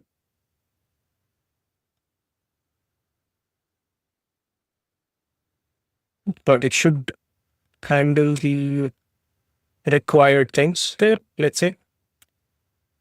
Now, where were we? Yes, list data. So list data.h here, sampler, we're done with that. Descriptor set. This we need to change. Both the descriptor set and the descriptor set layout need to be changed. So descriptor set layout, the structure, this is creation. There's one binding, it says it's a uniform buffer binding. We will need two bindings now. So one for the uniform buffer, this will become actually an array. So std array, descriptor set binding, oops, s, descriptor set layout binding. As you can see, it's just a little bit of moving things around. This equal to might be creating some more problems than expected. Okay. So we say we create a descriptor set binding there, close that, semicolon, comma here, comma there. We can make that. That should be fine. The electron buffer binding one should have a combined image sampler. So when I say sampler 2D on the other side, it's a combined image sample. This may be on the fragment shader though. So it's fragmented. Doesn't have any immutable samplers. It's all fine. We could just put the sampler here as an immutable one, but let's do it step by step. Okay, so this goes out, will become bindings.data. This becomes descriptor set bindings.size.staticast. Done. So that should just handle itself. Next is the descriptor pool. Descriptor pool. The pool size changes. Again, this goes from the original pool size to like a second pool size. So again, pool size becomes pool size this. Pool.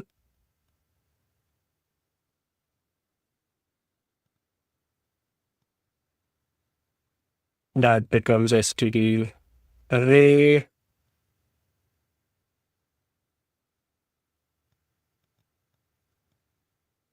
That goes away. Pool. It will have to do. The alignments are pretty weird.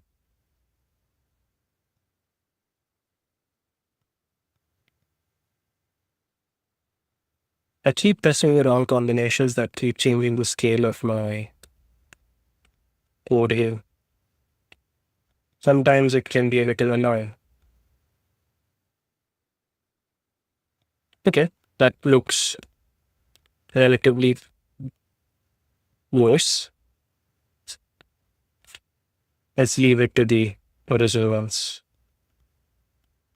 All right, so that's pool sizes. Now, discover type uniform buffer. The other one is not uniform buffer. This will have to be combined image sample. Let the count be the same. We don't particularly care on that. Pool sizes dot size dot static cast and done. Pool sizes dot data and done. That will automatically, create whatever we need to create. This will allocate the descriptor sets. A descriptor set create info is just allocation anyway. Allocate info based on the layout. So it will again use the correct layouts. We need to write to the descriptor set. That is a little bit of a thing. So, okay. The descriptor count, descriptor type, this is fine. We need to do a second write. It's not just one write, we need to do multiple. So this goes away. Std array again. Descriptor writes. Write descriptor sets is equal to this is open. Yada yada yada. There we go. Okay. One copy and second copy. This one is combined image sampler. So combined image sampler. Descriptor buffer info is no longer there. Instead, we use image info. So descriptor image info. Create local descriptor image info variable. That is fine.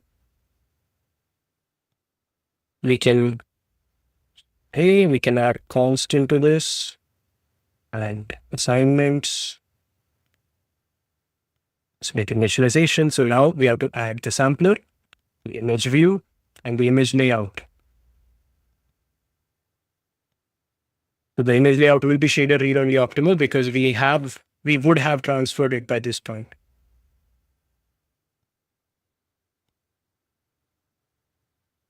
All right. With that, we've written those things. Write descriptor set dot data. That goes away. And write descriptor count becomes write descriptor sets dot size dot usual casting for safety and all of that. So this should have written the particular descriptors. They should just work if you try using it. But should, would, could, and does, different words. One of the things we are lacking currently is any usage of that particular thing. Okay, SDL3. This happens. It's a known issue. Sometimes linking fails. So there we go. Q submit has failed. How come? What went wrong? Failed with a -4. What is -4 in Vulkan? VK result -4 is device lost. Something crashed, like the GPU itself completely crashed. All right, let's do Vulkan configurator. We need it. There, it will give us a lot more information. Now we can see what's going wrong.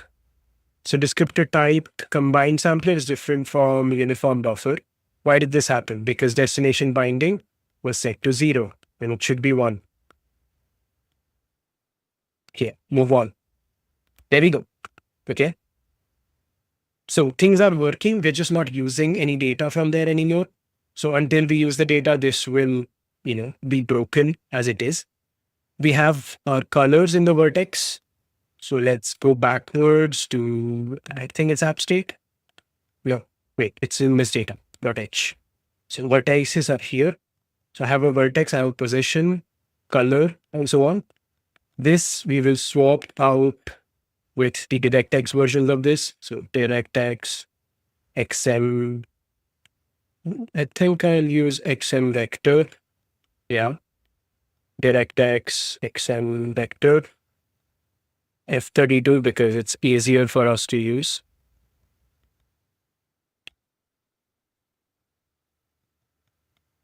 Okay. DirectX, XM, no.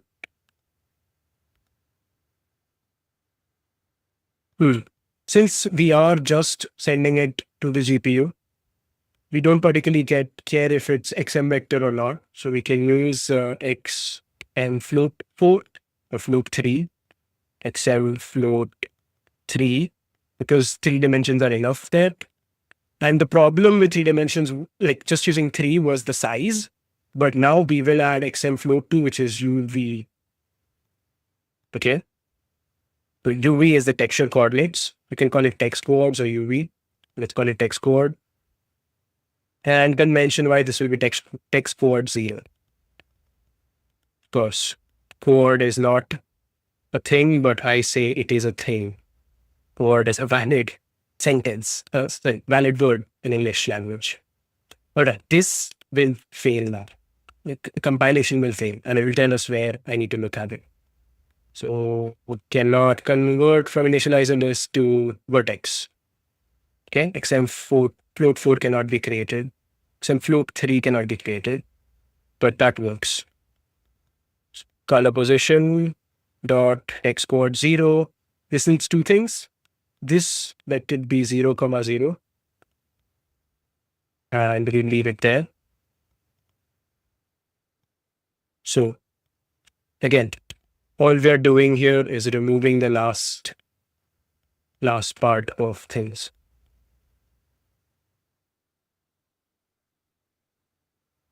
The formatter will take care of the formatting. Cool. And now text coord needs to be added in. Text coord will actually follow the colors coordinate.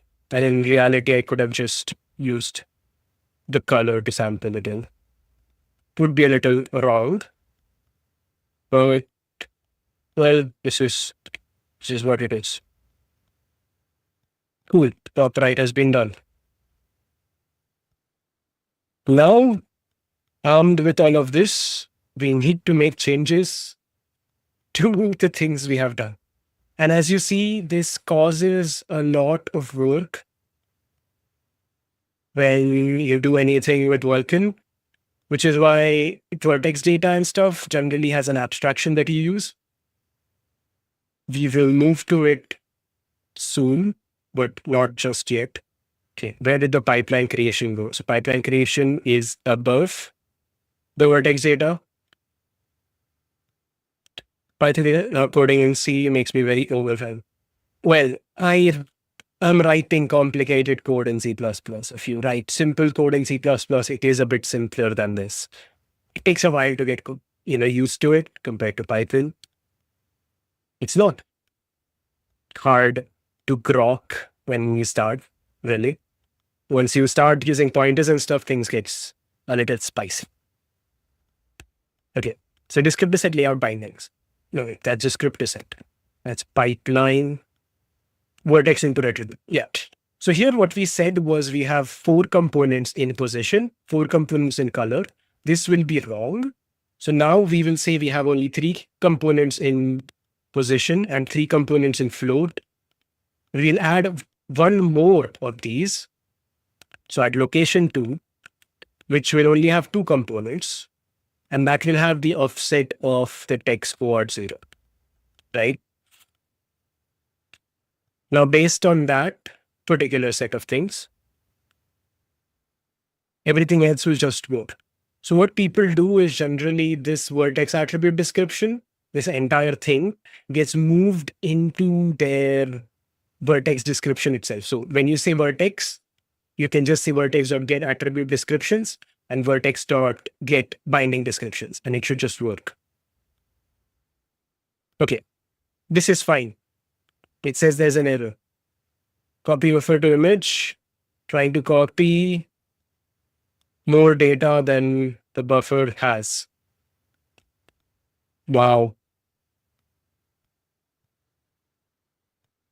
Something went wrong with our buffer calculation, buffer size calculation. So miscellaneous data, create, staging, buffer, create info there.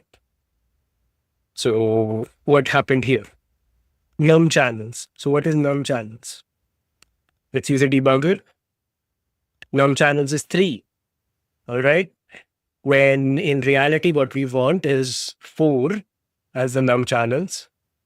Since we asked for 4 as the required num channels, it should normally work. Like STB should have created the right thing. Let's check STBI documentation. So STB, BI, image, single public domain, STB image dot edge, STB, all right, STB load, STB load, okay? Replace, so X equals this, N equals 8-bit components per pixel. Replace 0-bit with 1 to 4 to force that many components per pixel. But N will always be the number that you would have gotten if you hadn't chosen the right one. So in this particular case, num channels here should be 4, which we will put it here as num channels, and we'll remove it from there. Okay. And what we will check is assert, no, R assert, NC is less than or equal to num channels. We want to extend, but we don't want to reduce. Not static cast. That's fine. Yeah, build solution. Unsigned sign mismatch. Unsigned. Hey.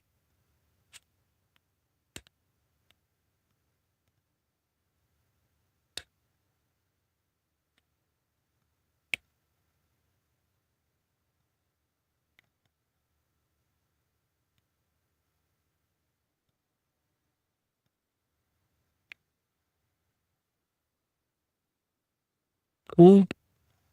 This done, it should just have resized itself. That is 4. Moving on. Validation error, transfer destination optimal, but must be undefined or pre-initialized. Okay, so I have made a mistake with respect to the spec.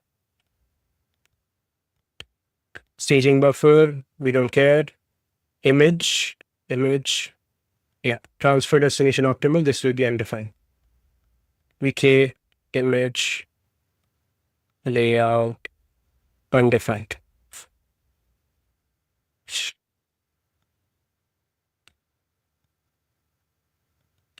All right.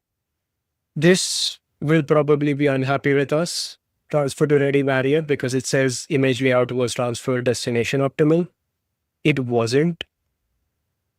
So that means we need another set of dependencies and barriers before we start the process. Actually, let's run it. Undefined, so it might actually be okay with it. But it's not. Image layout is undefined. Okay. So copy the whole thing, paste the whole thing, creation to transfer barrier. What this does is it just puts a barrier from, so these, instead of being source masks, will be destination masks now. And these, instead of being destination masks, will be source masks.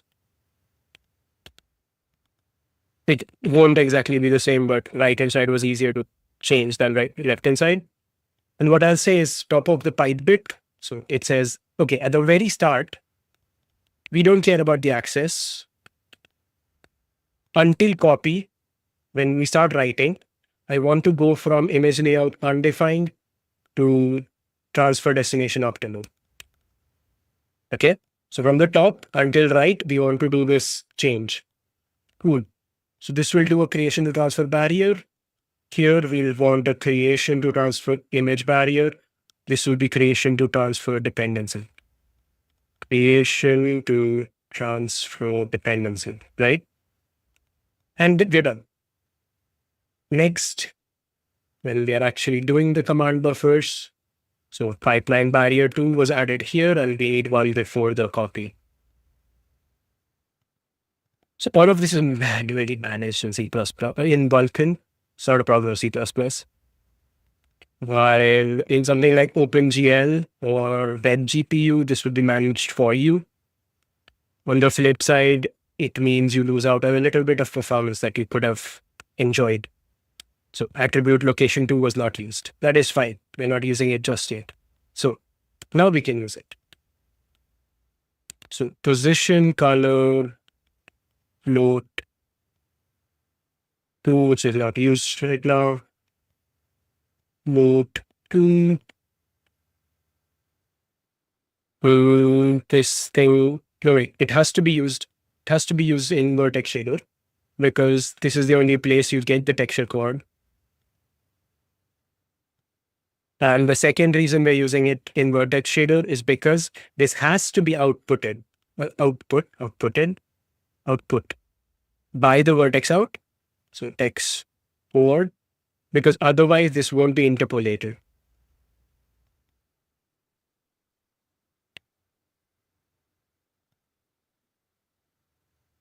Text or zero. Okay. And when we come to this this side of things, we just need the inputs of course color and interpolated text board. So there. In fact, instead of calling it interpolated text code, I can just call it UV0 and say text board 0. This will automatically be mapped by slang. So I don't have to bother about it too much.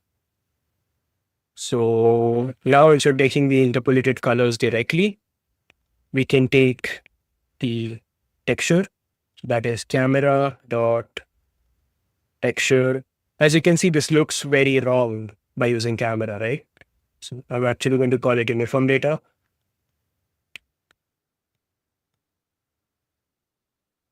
Or this is, yeah, it is uniform data, or per frame data. All right. Take this, put that inside another structure, actually put that inside the right same structure, move the texture out, struct per frame data, we put a camera data in there. Now this becomes per frame data. All of this refactoring on this side made no changes on on the CPU side. This is all handled by Slang for us. That handles the cameras for us. And in this particular case, per frame data dot texture works. So per frame data dot texture dot sample, because we need to sample it. Here we will sample the location, which is UV0. Offset, we don't need offset. Dot RGB. This should just work. Build the solution. I think I need to rebuild because otherwise SDN complains. Okay, run. All right. Something's wrong. Something is not rendering properly. This should have been a texture right now, but it's not giving us a texture. Vertex attribute at location 2 is not consumed by vertex shader objects. It should be currently consumed. And it's not. So why is that? Rebuild everything. Run it again. It still says that, right? Attribute at location 2 is not consumed by the vertex shader. Then in reality, it kind of is. So let's try using the color instead of the UV. If you remember the interpolated colors dot XY or UV really, it should have it. Yeah, it doesn't. Okay, XY it is.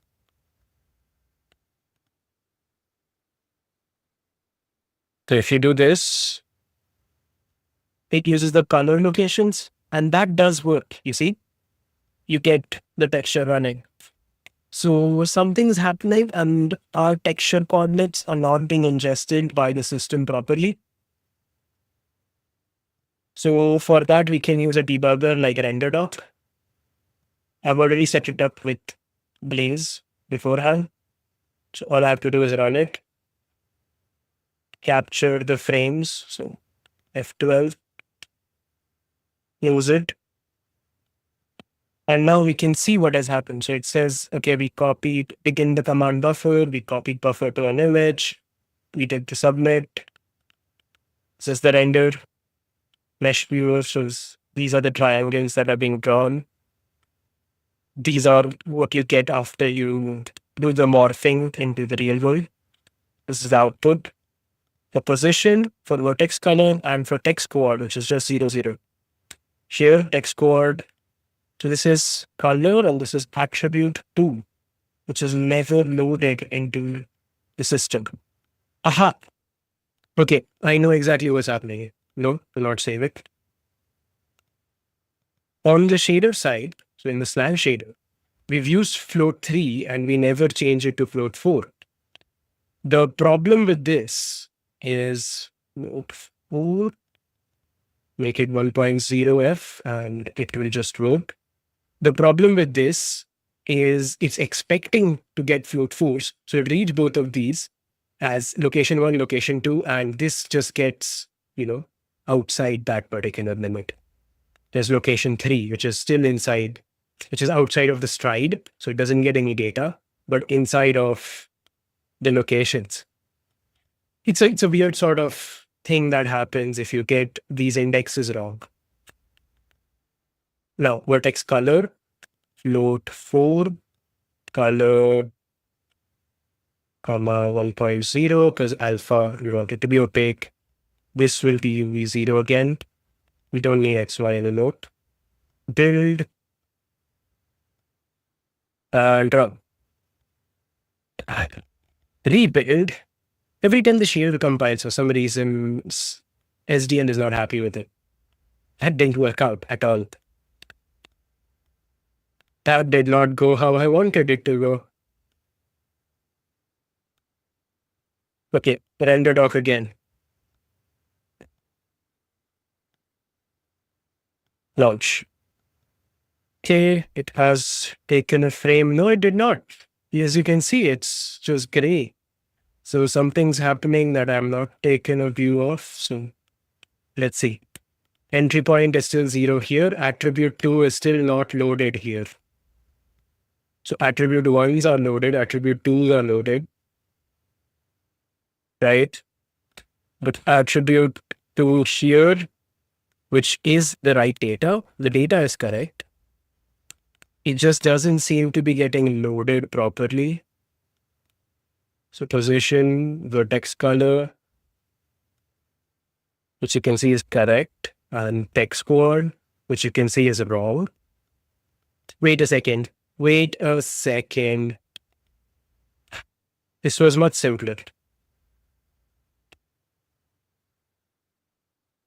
That was the problem.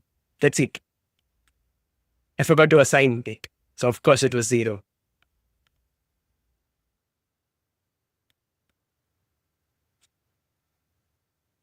There we go. Now it works.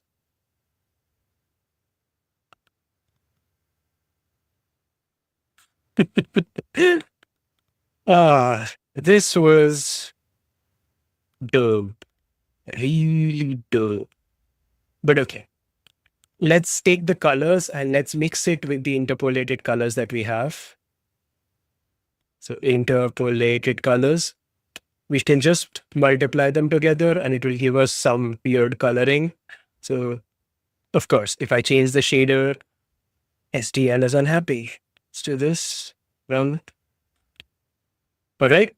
So now we have both the texture and the color in the same thing. In Relive, it will be so much simpler for you because you just have to load a mesh, which is one function, load a texture for it, material for it, second function, and you just have to call a rotate function every frame.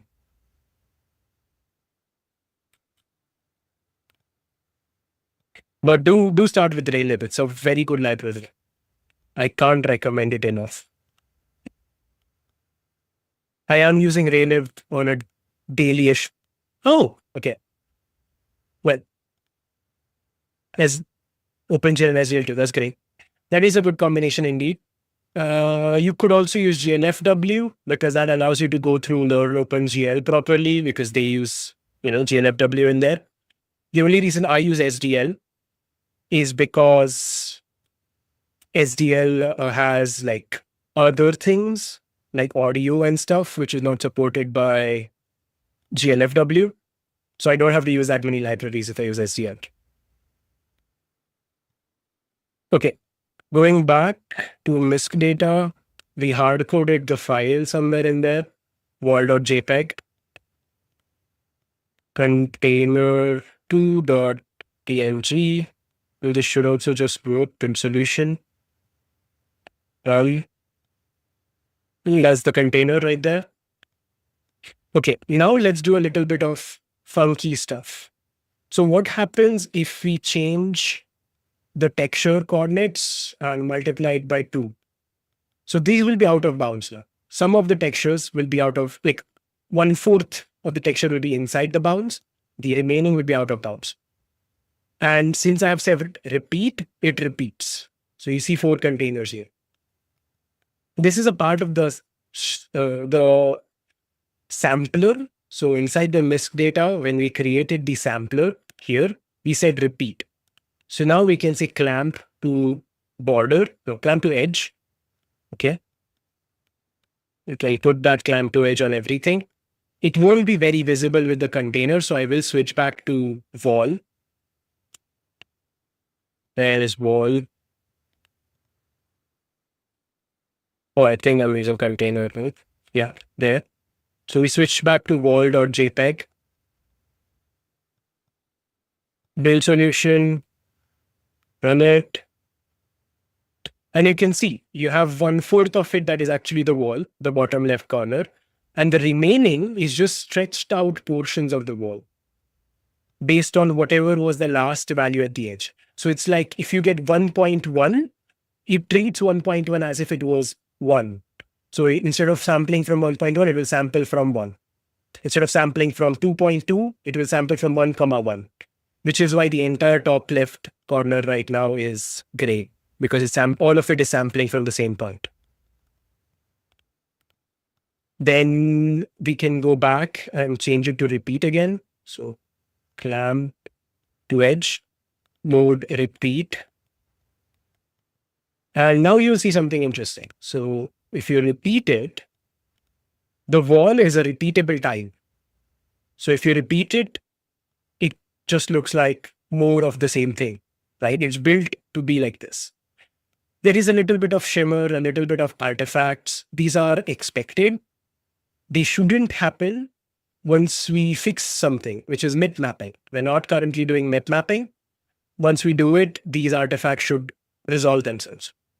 But anyway, for today, this is it. We have gotten textures on the screen. And that's the goal and the end of today's stream. Thanks for joining in and have fun. See ya.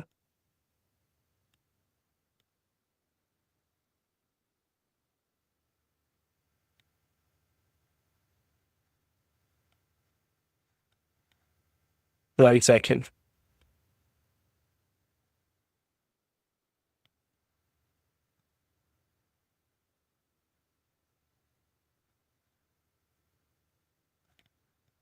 Till that's that.